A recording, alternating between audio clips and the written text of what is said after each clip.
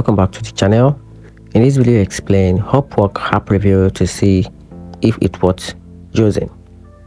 So to get started, the Upwork mobile app brings the features of Upwork's freelancers marketplace to your fingertips, letting you search for jobs, submit proposal, chat with client, manage proposal, and handle payment on the go. It offers a user-friendly interface for quick browsing and basic tasks. Sync with your Upwork account across devices.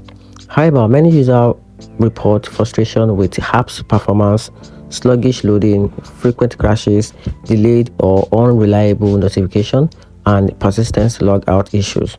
Messaging is often buggy, and critical actions like submitting proposal or viewing job description sometimes fails or wiped out draft. So, in verdict, the app worth it if you need a basic mobile access to your Upwork account and just want to monitor messages or browse job listing on the go, but not ideal for important tasks like applying for a job or communication with clients. Those are still best handled on the desktop or web version due to mobile reliability issue. And that's it. Hope you find the video a little bit helpful. Give it a turn on notification button and subscribe for more reviews.